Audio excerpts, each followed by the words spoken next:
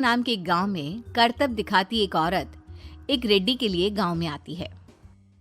आइए आइए मेहरबान कदरदान, खाइए रोहड़ा के ताजे ताजे केले। कभी खाए नहीं होंगे ऐसे केले। पीले पीले केले खाइए। ये कहकर रोहड़ा हाथों में 4 केले लिए उन्हें सर्कल में जोर जोर से हवा में उछालती हुई करतब दिखाती है, जिसे देखकर आसपास के सारे बच्चे अपने अपने मम्मी पापा से उस औरत के पास जाने की जिद करने लग जाते हैं। पापा, ऐसा तो सर्कस में बॉल से होता है ना, ये आंटी तो केले से कर रही है। चलिए ना पापा, देखते हैं। रोहड़ा एक पतली सी तार पर चलती हुई केलों से करतब दिखाती है। आते जाते सभी लोग बाहर रुककर उसके करतब देखते हैं और वाह वाही करते नहीं थकते। जैसे ही एक आदमी पास आकर उसे पैसे देने लग जाता है, तब वो कहती है, अरे नहीं नहीं साहब, मैं करतब तो बच्चों के मन को बहलाने के लिए करती हूँ। धंधा तो मेरा केले का है। पीछे देखो मेरी रिड्डी, जो भी मेरे केले खाएगा मेरी तरह चुस्त दुरुस्त और तंदुरुस्त हो जाएगा। पता चलता है क्या कि मेरी उम्र 55 की है। अरे पर ऐसे ठंड के मौसम में कोई केला क्यों खाएगा? ये ऐसे वैसे केले नहीं है साहब, ये शरीर में गर्मी देते हैं। ठंड को दूर भगाए जो भी रोहिणा के केले खाए। पापा, अगर मुझे केले नहीं मिले तो मैं घर नहीं जाऊंगी। तभी उसके पापा कहते हैं कि बेटा, केले ठंड में कभी गर्मी नहीं देते। ये सब कहने की बातें हैं, सामान बेचने का तरीका है इनका। पर पिंकी नहीं मानती। मैं केले खाऊंगी। पिंकी की जिद के आगे नत्थू हार जाता है और उसे केले खरीद कर दे देता है। पिंकी खुश होकर केले घर ले आकर खाती है। अब मैं भी करतब करूंगी, कितना मजा आएगा। जादुई केले। पिंकी पहला केला खत्म भी नहीं करती कि वो बेहोश हो जाती है। दूसरे केले से एक काला धुआं आता है और रोहड़ा चुड़ैल बनकर बाहर निकल आती है। मेरे भूतिया केले बच्चे न खाए, ऐसा हो ही नहीं सकता। जादूपुर वालों, कब तक बचोगे? आ गई हूं मैं रोहड़ा, जिसका कोई नहीं कर सकता सामना। रोहड़ा पिंकी को गोद में उठाकर काले धुएं में कहीं गायब हो जाती है। शाम के वक्त नत्थू घर लौटता है और पिंकी को घर में ना पाकर उसकी माँ से कहता है, माँ पिंकी कहाँ है? अरे बेटा, उसे तो तू सुबह करतब दिखाने ले गया था ना, फिर कहाँ वापस आए तुम दोनों? मुझे लगा तू उसे अपने साथ मंडी ले गया होगा। हे भगवान, मेरी बच्ची कहाँ गई? मैं उसे घर ही तो छोड़कर गया था माँ। नत्थू गांव के घर कोने में अपनी बेटी को ढूंढता है, पर उसे वो कहीं नहीं मिलती। परेशान होकर आके रो रो कर नत्थू हिम्मत हार कर घर लौट आता है।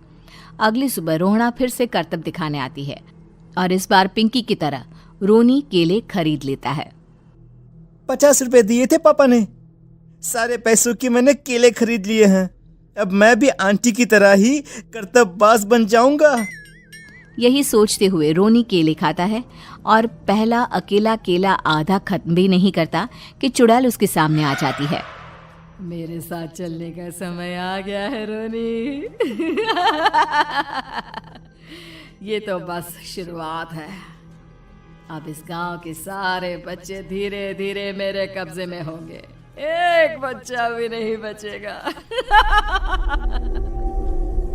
ये कहकर रोना रोनी को गोद में लेकर काले धुएं में अदृश्य हो जाती है।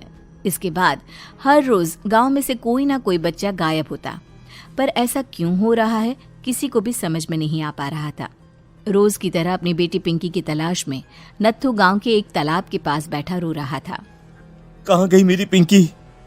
शकुंतला के जाने के बाद एक वही तो मेरा सहारा थी।